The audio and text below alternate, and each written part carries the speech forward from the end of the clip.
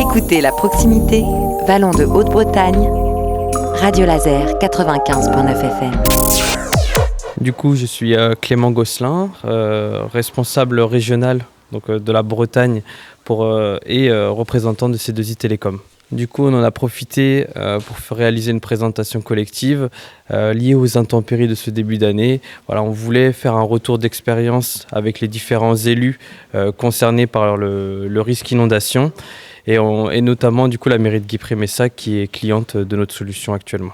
En fait, on va fonctionner avec un système qui permet d'envoyer des appels, des SMS et des courriels en masse.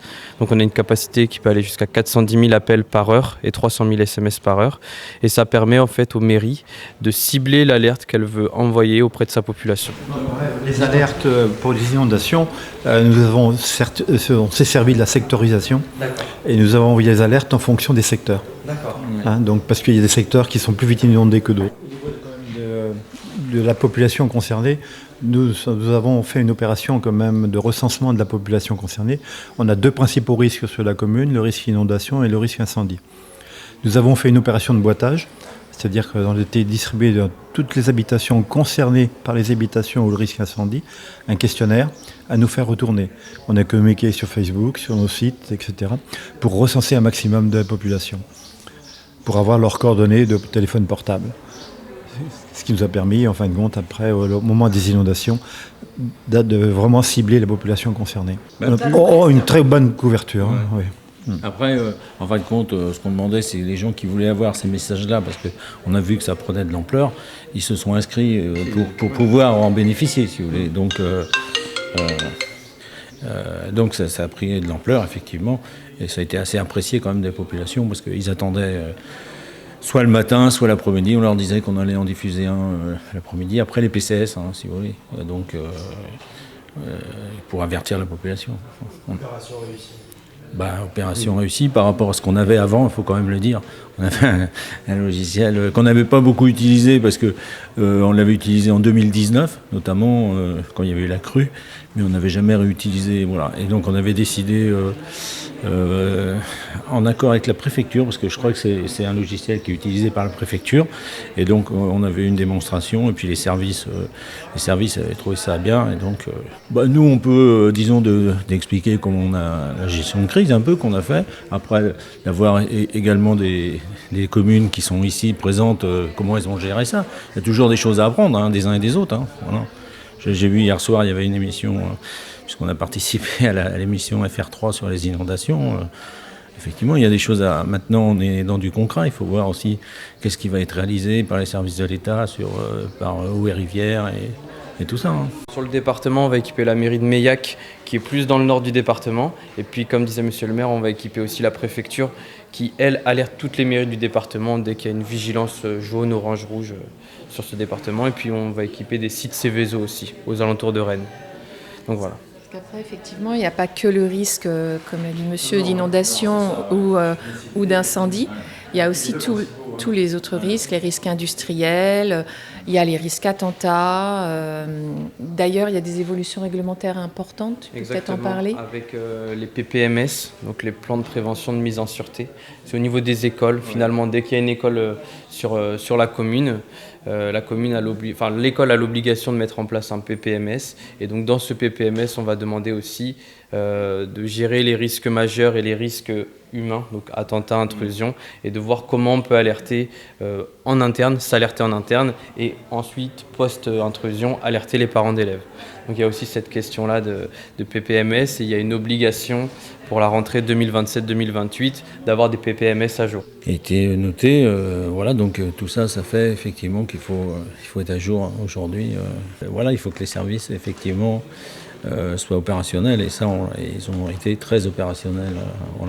On avait associé également à C2I Télécom, on a un logiciel à la communauté de communes avec le SIG qui nous permettait effectivement à fur et à mesure d'avancer. On avait un plan et on était capable de connaître les maisons qui étaient inondées, si vous voulez. Donc on a travaillé beaucoup avec ça.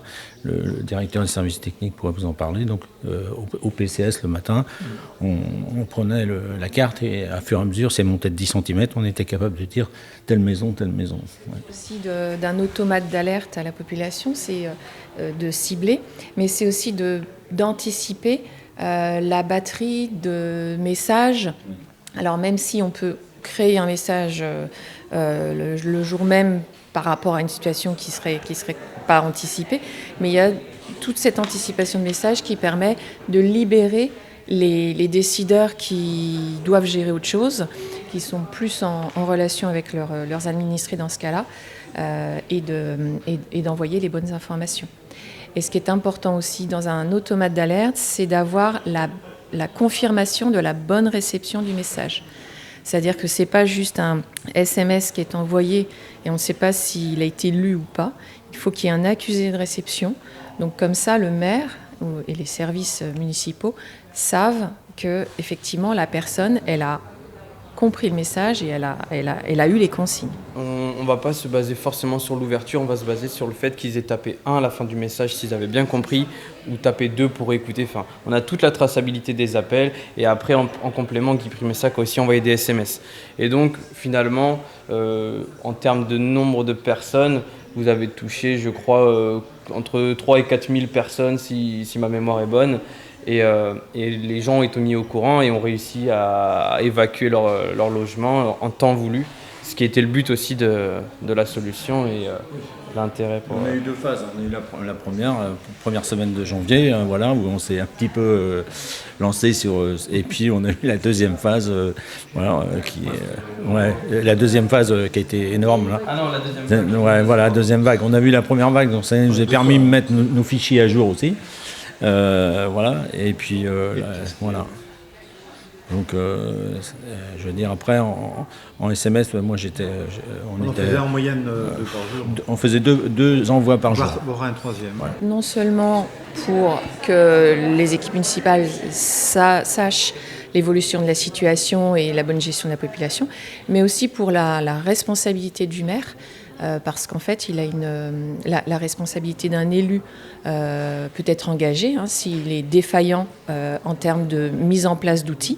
Et là, c'est vrai que c'est un outil qui est opposable devant les tribunaux. Donc c'est extrêmement important pour les maires. C'est ce qu'on explique en fait. Quand on rencontre les mairies, on a un premier axe de sensibilisation auprès des élus ou des salariés comme des directeurs des services techniques. On leur explique tout le cadre légal, finalement ce qu'est l'alerte. Et après, en fonction d'eux, la mairie décide de s'équiper ou non. Mais voilà, l'automate sert vraiment justement d'opposer toute procédure au niveau de la justice et de protéger donc légalement le maire et la mairie. Ça, ce qui est important aussi, c'est que certes, il y a donc attention, risque d'alerte, d'inondation, veuillez évacuer, etc. Mais c'est aussi les consignes qui sont données. C'est-à-dire,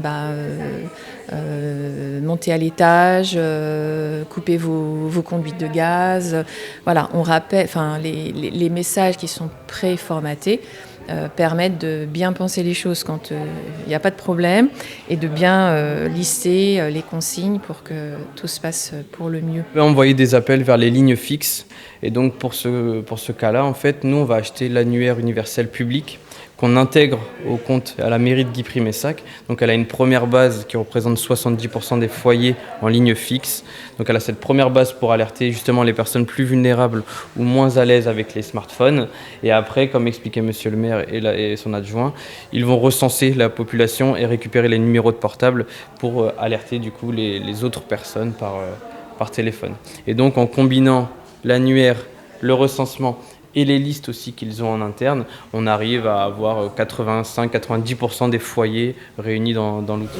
Peut-être rappeler que quoi qu'il en soit, donc effectivement, toute personne qui ne serait pas inscrite et qui voudrait s'inscrire, c'est à la mairie ou sur le site web de la mairie. Il y a le formulaire d'inscription en ligne, tout simplement. Tout est automatisé après. La mairie n'a plus à gérer les inscriptions une fois qu'elles sont réalisées sur le site internet. tout s'automatise dans la solution. Et tout est RGPD, effectivement, il faut le préciser. Et la CNIL, en fait, le dit très clairement.